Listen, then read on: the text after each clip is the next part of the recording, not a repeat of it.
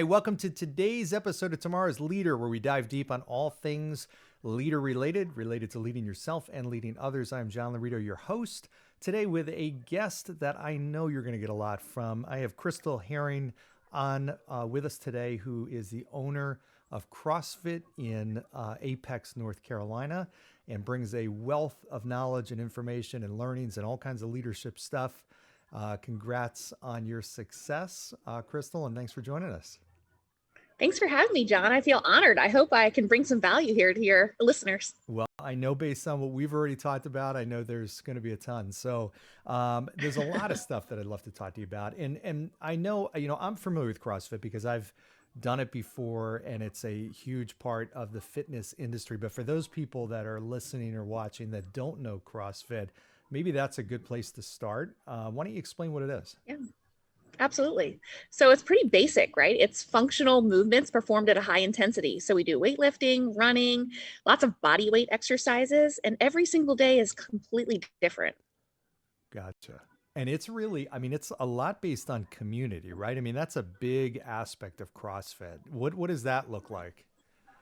Absolutely. I mean, that's one of the things we pride ourselves most on here, maybe more important than what happens as far as the fitness in our building is our community. It's pretty crazy. We give back a ton. We have 150 members here, and we spend a ton of time taking care of each other, taking care of the causes that are important to our people. We do a ton of stuff with Special Olympics and Travis Manion Foundation. We're big on, giving back to military heroes and things like that too. That's excellent. That's fantastic. So it's not only about helping people get better themselves, but also helping other people and helping the community around. But the community also Absolutely. within the group. I mean, a lot of CrossFit it's not the concept of just going to gym and working out by yourself and in a dark corner. I mean, it is truly, I recall that when I had done it, there's a lot of accountability, but there's a lot of teamwork. There's all kinds of stuff. So what does that look like?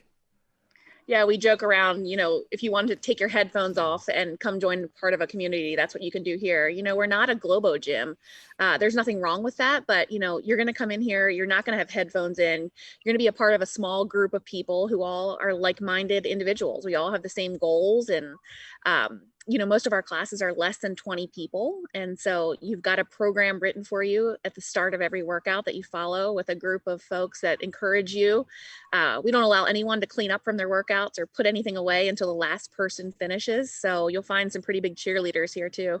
Oh, that's cool. So at the end, it's not like everybody's off doing their own thing. I mean, if you're the No last way. one or two person, finishing up, you got a whole, group of people cheering you on.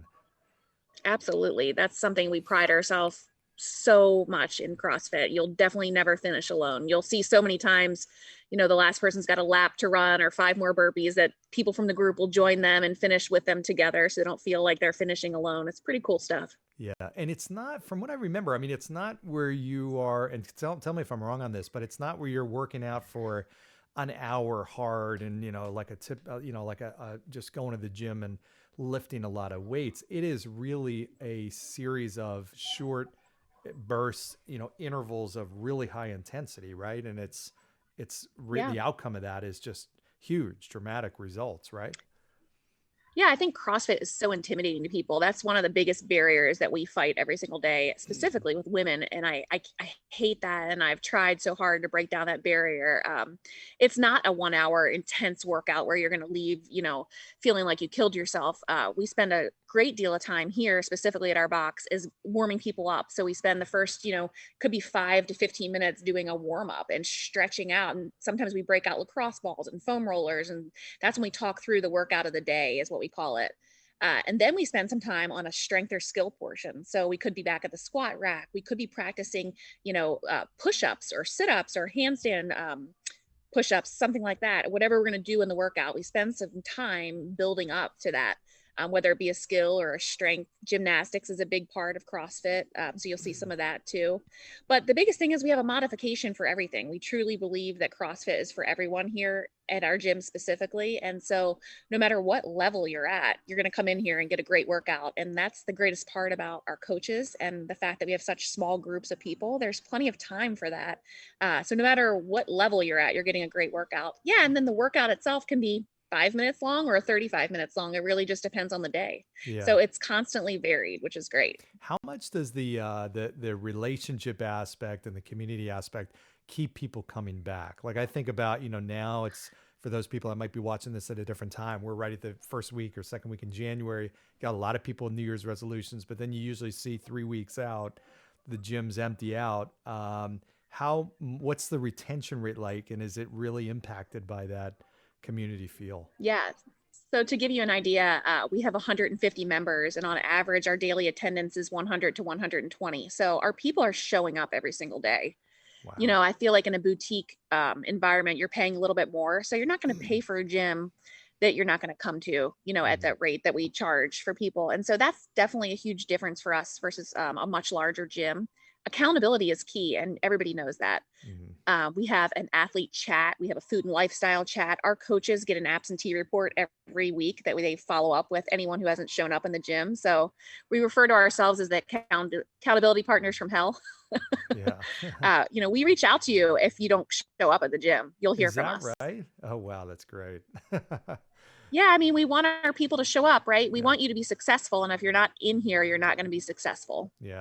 Well, I know, I mean, firsthand, I've worked out and exercised most of my life. I know the periods of time where I'm doing it by myself is significantly less effective. One, I go much less. I remember when I was working out by myself, maybe 3 times a week.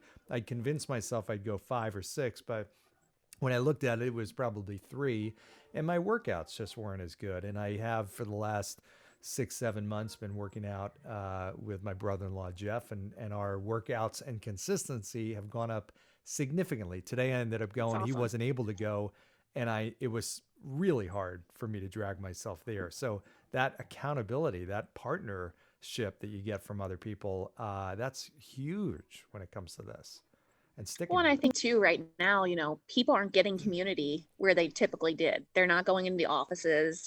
Churches are just now starting to reopen. So I think a lot of the reason why people come in here every single day is to have that community and get to talk to other adults. And like I said earlier, just be with like-minded people. Absolutely, yeah. So now you and your husband Brian had started this in 2018. Um, We did. is that right? So how did you get into it? Tell us about the start of it. So I always joke that I'm a CrossFitter by marriage. My husband is the mastermind behind this part of our business, which is the actual gym. I run the business, he runs the gym. We try and stay in our lanes. So he's been an avid fitness guy since before I met him, since high school and college. It's been a big part of his life, just healthy living in general. We relocated here from the Baltimore, DC area in 2013, and we joined a big giant gym, and we had two tiny little kids, and he kind of developed a following of people who wanted to do functional fitness. CrossFit like workouts. CrossFit's very strict though about you can't do CrossFit. You can't call it CrossFit unless you're in a CrossFit gym. So it got to the point where he had a really large following of people, upwards of 50 people that were training with him at this big gym. And then we transitioned to our house. And so he had a huge career shift very unexpectedly in January of 2017. And he sat down and wrote a business plan and convinced me somehow that this would be a good idea. Wow. Mainly, I just wanted all these people out of our driveway and garage, I guess. Yeah, exactly. I bet. Um, so we took a huge leap of faith. He had a non-compete. So there was a period of time where he had some time to write this business plan. And I was a stay-at-home mom at the time. And so took a huge leap of faith. We signed a lease, so there was no turning back on that. And we had these 60 people who committed to starting this with us and signing up with us. They believed in us, even though I wasn't quite sure what we were doing was the right choice. Mhm. Um, we did it. And so, yeah, we opened in March of 2018 with 60 people in this gigantic brand new space, all on our own, just Brian and I. He started a new full-time job right before that, so that we could pay our bills and keep health insurance and all those things. And I kept up with my contracting gig. And so here we are almost 3 years later. We've more than doubled our membership count, and Wow. it's been a huge success. That's tremendous. Congrats. And obviously during a really challenging time, which I want to get into a little Yeah. bit with you. What was when you had started the business? I mean, this was something that came, it sounds like, out of a passion and out of a really powerful why, and you had a following, and Brian had a following. What was the biggest learning though? What was the biggest kind of, when you started the business, was it what you'd expected, or was there some kind of big aha moment, or what did you think? I don't think you have any idea what to expect when you open a business. It was truly a passion project. And it kind of married both of our strengths. He's so passionate about helping people and in the fitness world, and I'm so passionate about building community. So CrossFit was a perfect fit for us. Honestly, there weren't a ton of challenges the first year because we were literally running on adrenaline. If I'm perfectly honest, I Yeah. mean, this was his dream come true, and so he just was so excited and passionate about it. There weren't a ton of struggles in the beginning. We had a dedicated group of people who stuck with us and supported us like I couldn't even begin to explain. Mm. I'd say that if I had to pick a struggle, it would definitely be the fear factor. Mm-hmm. Especially for me, I'm not a risk taker. That's for sure. And so it was terrifying to say the least. What was the scariest thing? Failure, right? It's always the scariest thing. Mm-hmm. And in such a visible thing. I mean, if we fall on our faces with this brand new business that's an actual storefront that we have social media for, that we've put ourselves out there, Mm-hmm. there's no hiding it, right? Everyone's going to see the failure. And so that was definitely scary for me, for sure. Yeah. I don't think that Brian had that same fear. He was so confident in Yeah. what we were doing, which is great. We have a good balancing act like that. Yeah. It's interesting because some people that you talk to say that visibility, that high visibility is good. It motivates you, and it's got even more accountability, more at stake. But you're Yeah. right. There's a fear there too. It's like, okay, if I'm going to fail, I'd rather fail privately, not so publicly. Yes. I'd like to succeed publicly, but fail privately. That's an interesting, thought about it. One of the things though that's interesting about your business, a lot of business owners I talk to are starting a concept or business, a service out of a passion, but they don't necessarily have momentum. They're starting from ground zero. They don't have any clients. They haven't built a following or Mhm. anything like that.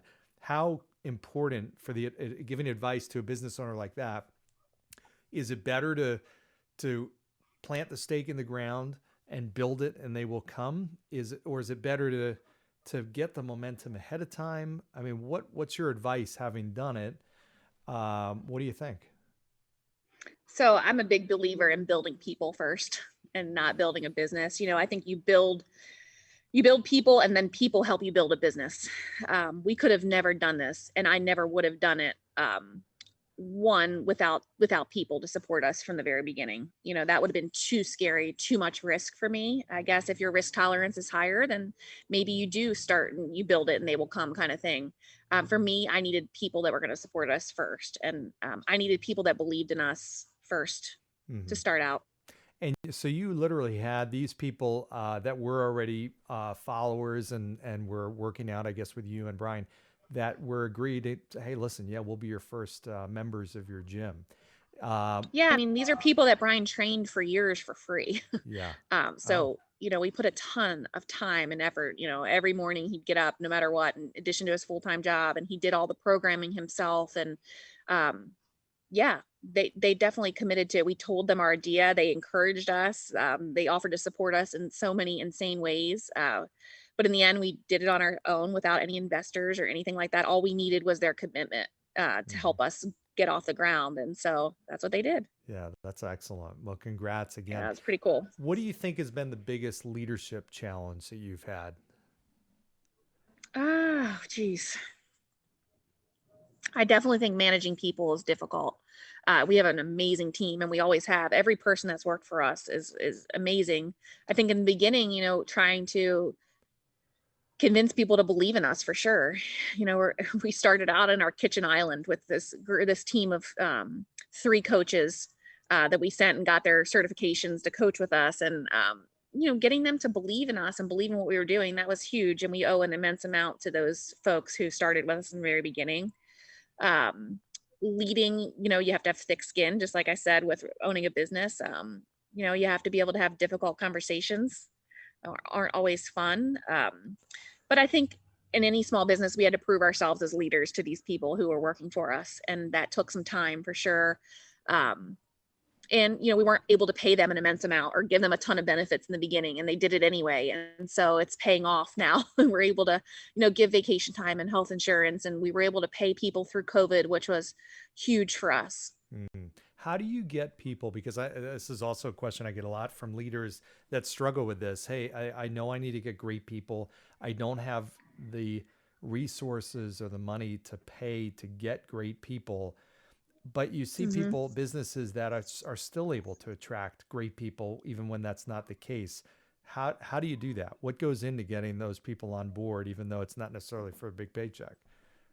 Yeah, I think the biggest thing we've learned is hiring from within, which you see that a lot at successful businesses. Such a big part of CrossFit is the community, right? And every single CrossFit gym has a very different community and a very different dynamic. And so a CrossFit coach down the street might not be a good fit for us because of the demographic of our community. And so what we've learned and where we've had great success is hiring within. So we have an athlete who's super passionate and moves really well and just is a good fit and a good advocate for our people and our business.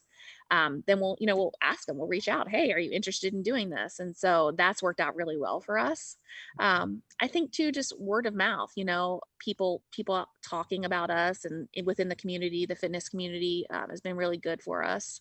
That's great. And you know what? That's a great point, because you've got people, that are believers because they're clients, they're members of the gym, and who better than to be the people helping to drive the success and helping other members and help the organization grow and so I think a lot of businesses lose sight of that. Sometimes the best hires can be from your customer base, and that Yeah. sounds like what you've done in many cases. Yeah, I mean, I think we've definitely built a cult-like following, to say the least, in the best possible way. Our people, it's so funny. They joke the first rule of CrossFit is to tell everyone you do CrossFit, which is great for us for a marketing perspective. Our people have got the bumper stickers on their cars. They wear our gear and our swag everywhere, and they are truly walking marketing billboards for us.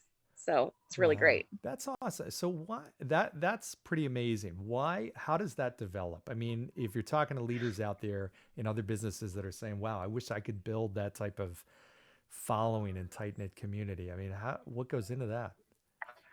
Well, I mean, I think you have to believe in what you're selling and believe in your service, and you have to be on fire about it to make other people feel that way. And Brian and I truly are, and our coaches truly are. We believe in it.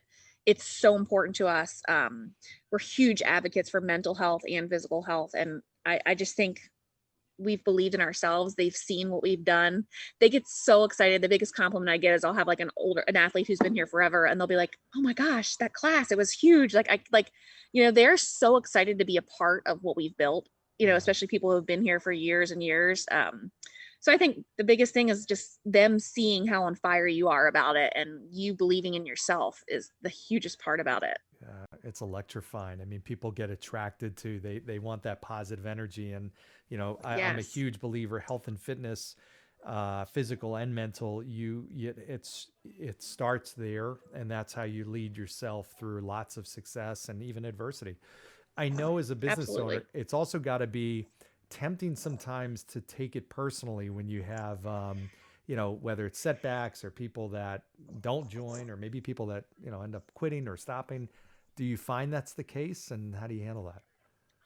Absolutely. I mean, every single time we get a cancellation, and we do, right? We get cancellations for all different reasons. It's expensive to be a member of a CrossFit gym. That's a big part of it. To that end, anytime someone tries to cancel for a financial reason, our community will carry them in a hot second. Over COVID, we floated 15 athletes memberships on our own. Just, we don't ever want that to be the reason why people don't come here. I feel like that's such a barrier to entry for people to CrossFit, and that's never the case in our gym. If you want to be a part of our gym and that's the issue, then we'll work through it. Um, so yeah, I think that's a big thing. People move, like I said before, we police our community a lot. Yeah. We've definitely let some people go, Yeah. which is hard to do, but this is a business. It's not just a place for fun. And so we do it with our team, we do it with our community. We've run this like a business. It's not just a gym, it's a business, and we have to follow rules, and we don't do drama. Yeah. And we don't do negativity. We do, we if you're not here to show up and be positive and support each other, then you don't have a place here. So you've actually cut members and asked them not to. Absolutely. Wow. So what Yeah, situations, like for what reasons? we just have said, like, we just don't think it's a good fit, Yeah. and that's okay. No offense taken. And we've done it with, people as a part of our team too. It's just, Yeah. it's toxic, and that stuff in a gym, especially, runs rampant. And Yeah. I feel like that was probably one of my biggest fears when Brian wanted to open a gym. I was like, oh, I don't know. Like, I don't do drama. I don't like, that kind of thing. And I feel like gyms are breeding grounds for that. And so we promised we wouldn't do that. And it hasn't happened here. Well, as the leader, you own that culture and you Yeah. own that environment. I see a lot of leaders that hold on to the wrong people for way too long. I actually this morning was talking to somebody who was talking about the fact that there was an absolute cancerous negative person in their organization. It was a small organization that was taking this person that I was talking to, who's an A player, and dragging her down, and they let her go. They finally let her go this year, and it was a smart thing to do, because inevitably that person in the organization too long, or in the in the classes or whatever it is going to have this negative effect on other people, and then your A players end up Absolutely. wanting to leave. They don't want to put up with that. And I feel like a gym especially is such an intimidating place for people to be already. You've got to make sure that every person in a gym is supportive of everyone else. And we're big on inclusivity here. Anyone here is welcome in our gym. We have a huge kids and teens programs. We have people in here from the age of, 4 years old doing CrossFit Kids classes to up into our oldest athletes, I think 72 he is. And so everyone needs to know they have a place here, and never feel intimidated walking in our front doors. Yeah. I think we're obsessed with our athletes. We're obsessed with our clients, and that's why we've been successful. We are constantly asking them what they want, what they don't want, and we're constantly adjusting to meet their needs. And I think that's so important. I love that. We've also had very slow and steady growth. It's so hard as a small business owner not to get excited about all the things you could do. And so we've been pretty consistent and slow and steady, instead of kind of jumping on all the things that could make us more money quicker. And I think that's benefited us greatly. We've grown with the correct people and the right people that are a good fit for us. Yeah. So when you talk about, the policing environment, the self-policing environment, what does that look like? I mean, what is that, when you've got standards, I guess, that are so high, or that people that are the members want to make sure are upheld? Are there examples, or can you give us a story or something that shows what that looks like? Yeah, I think you can tell right off the bat, usually, if someone's going to be, like you said, a cancer or a problem or toxic to the environment. It's pretty easy to tell. And it starts out probably with a conversation, right? Which is never easy.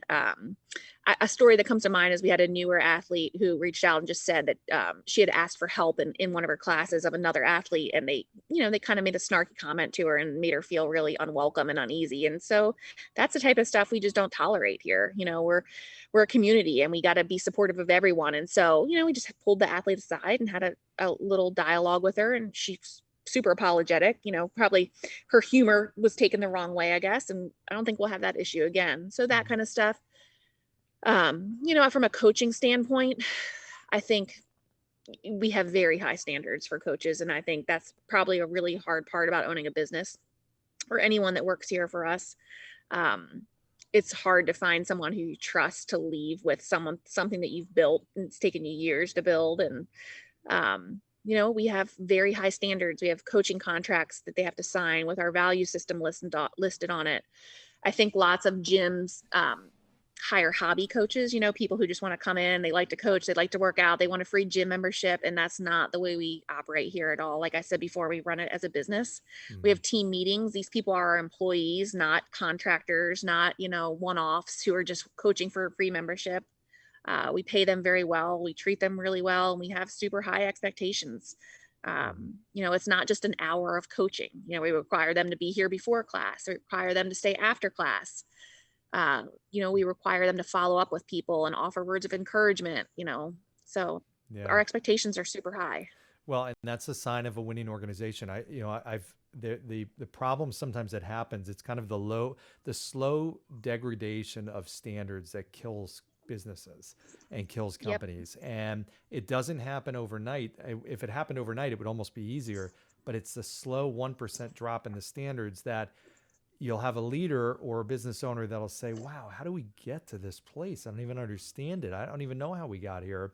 And it's because they didn't have the conversations that you had, where you spotted a problem and you addressed it. And just like you said, more times than not, when it's addressed, it's usually met pretty positively because the person may not even realize that they violated the standards or they did something that was, not in alignment with the core values or whatnot. And the leaders that address that head on, those are the ones that are successful. And those are the ones that lead, top level organizations.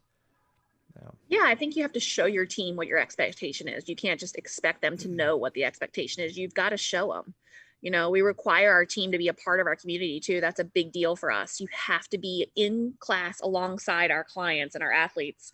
They want to see you doing the exact same things that they're doing every single day. So that's a big deal for us too. Mm-hmm. Well, let's talk about building a team, because that's a question also that many, many leaders have and they struggle with is building a successful winning team, especially trying to build a team that works in a way where everybody's strengths are complemented and whatnot. How do you think about building a team and some of the challenges that might exist with trying to do that? Yeah, I think my number one thing is just being vulnerable. Brian and I are not experts at owning a business. We're 3 years in. And so we've been very vulnerable and open to criticism ourselves and helping us build things up and change things. We're definitely not perfect either. So we give criticism to our team, but we also expect it in return and we can handle it. And some of that has helped us build some of the best protocols and had some of our greatest successes because of that. So, like I said, I think it's been our biggest struggle for sure, especially in a situation like this where our business is not necessarily full time, right? And these people aren't making six figures. It's truly a passion project for our coaches. And so it's definitely been a struggle. My best advice is to treat them very well. Yeah. And to constantly offer them education and ways to grow. We have a monthly meeting and every other month we try and bring some value add, whether it's a chiropractor or in February doing CPR and AED training. And we give dollars for education every single year to every coach to spend on themselves. So just encouraging, growth. And again, just like our athletes, like they ever kind of phase out or don't feel like it's a good fit here, that's always fine. Yeah. Well, it's, and I think that's the truth. If it's not a fit, you can't just try to get people part of your organization just to fill seats. That's got to be the right types of people. And one bad person, person that's not a fit, can take out 5, 10 positive people and have that much of an impact. And many business leaders don't necessarily anticipate that. Yeah, it's hard. Yeah, definitely. So we've just been through a very, very tough year, 2020. We walked in this time last year, nobody had any idea of what was going to be coming. And here you are, a new business owner in a gym that's obviously was highly impacted, an industry that was highly impacted. How did you navigate through 2020? Tell us about that and some of the challenges that obviously you and everybody else were facing. How'd you deal with that? Yeah, I think we're still navigating it, right? Every single day, we're navigating it. I was hopeful that when 2020 and the calendar flipped that we would be all over this, but obviously that's not the case. So yeah, we're still dealing with it every single day. And the fitness business, aside from, the hospitality business, has been hit really hard. So it's been hard. I think it was just a concrete reminder to me that, selling a service is not enough anymore, not in any business. It doesn't matter what you sell. If you're a restaurant, if you are a retail store, you have to do more than that. You have to give back to your community. You have to have a community. I mean, our people rallied around us like I couldn't even imagine. It brings tears to my eyes to think about what they did for us. Um, we pivoted very quickly. We didn't sit and think about it for a week or two to try and figure out what we were going to do. Obviously, we couldn't have planned for this. We had no idea this was going to happen. Not even in the second week of March did we realize what was going to happen. So we pivoted quickly. We communicated a ton. We were very transparent with people. We were very vulnerable, which was not an easy thing to do. We told people that if we didn't have their continued support through this, however long it lasted, then we wouldn't have a gym. And that was the honest truth. Mm. So we literally closed our doors on the same day we closed our doors. We opened the back doors and people pulled up their trucks and their SUVs and we gave them our equipment. Wow. So the 128 people who are members here were able to come and borrow our equipment.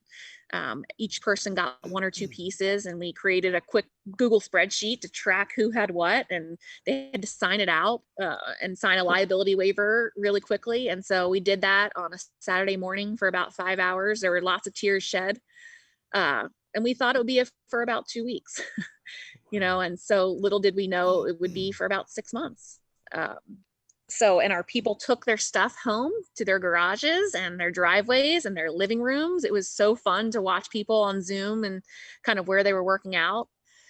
And they dialed in. We started out with 4 or 5 Zoom workouts a day from our garage. And we got to know our people on a whole different level. We got to know their spouses and their kids and their dogs. And so there were so many great things that came of COVID.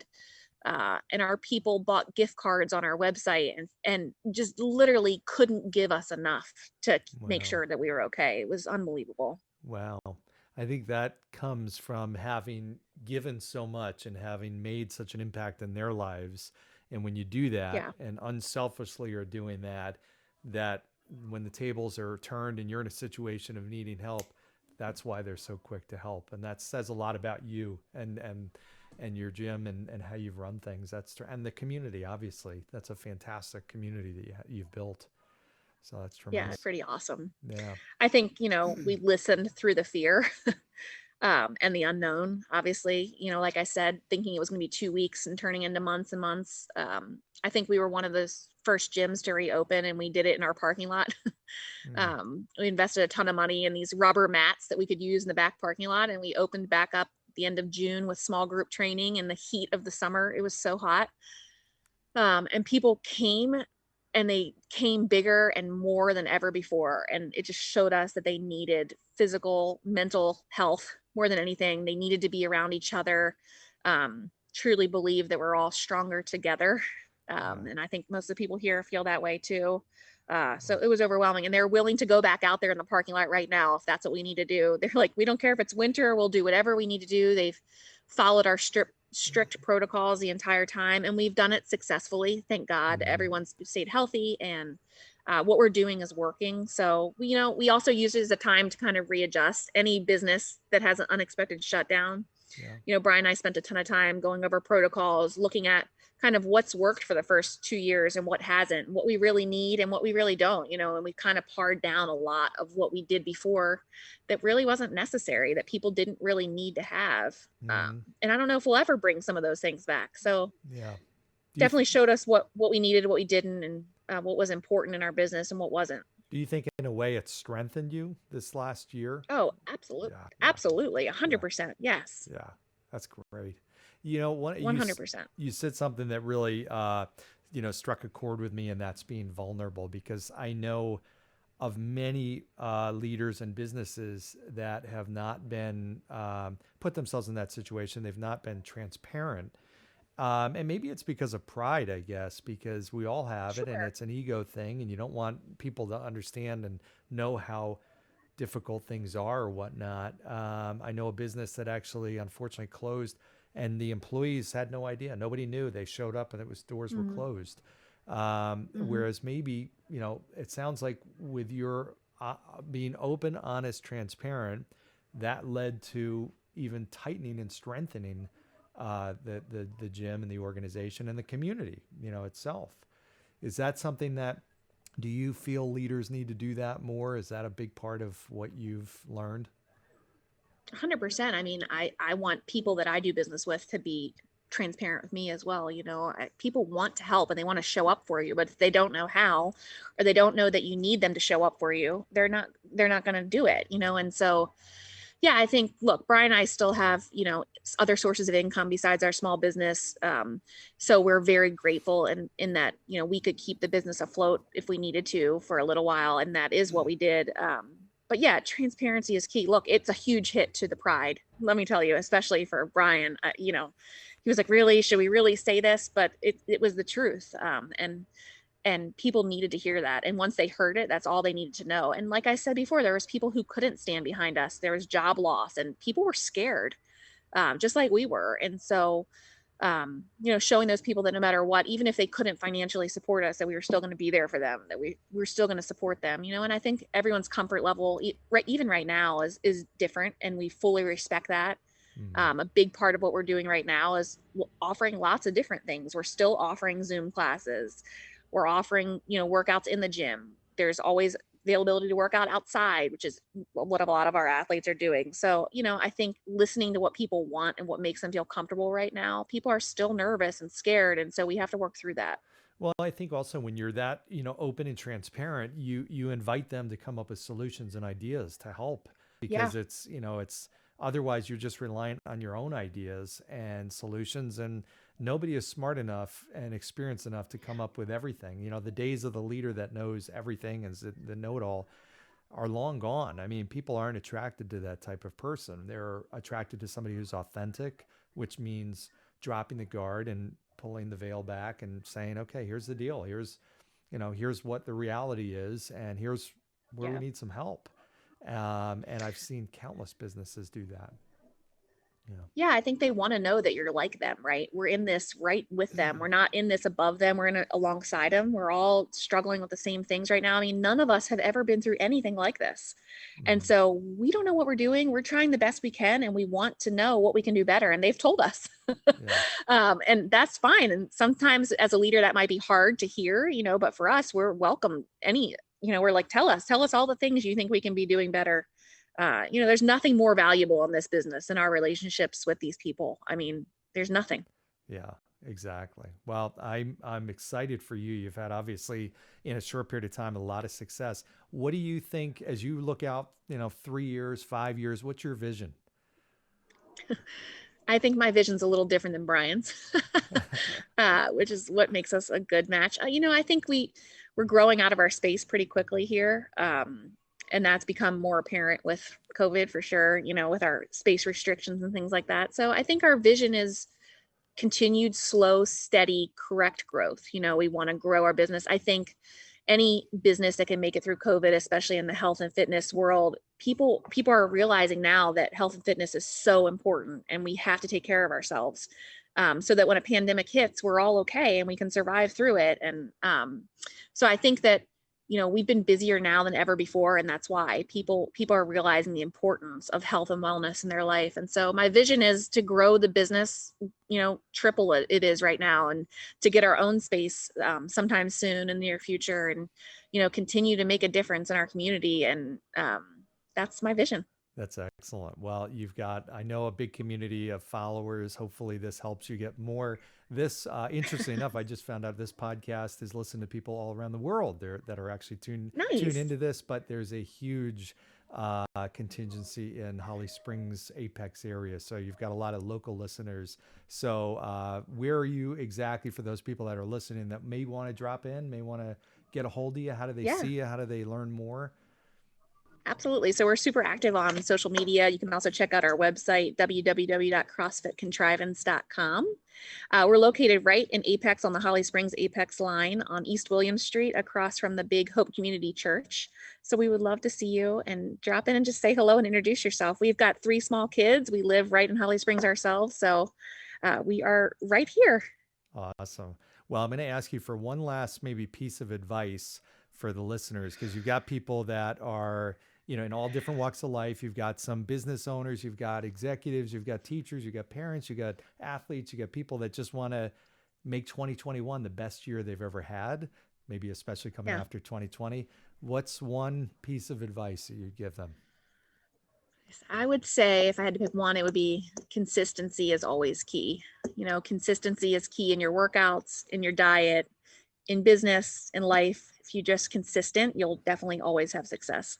Awesome. I love it. I love it. Great stuff. Well, this has been terrific. I know we're at the close of our time here, and this has really been helpful. We're going to put all your information in the show notes. For those listening, just go to the show notes and you'll see all Crystal's information and how to visit CrossFit and social media contacts and all that kind of stuff. But I hope as you get closer to that vision that you have and tripling the size, you'll come back on, and then we can say, hey, remember the beginning of 2021, we did our first show together.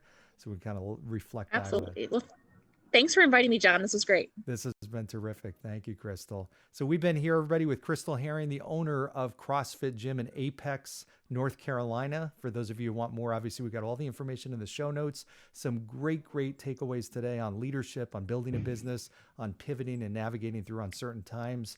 I hope you've enjoyed today. Please make sure you like, subscribe, share.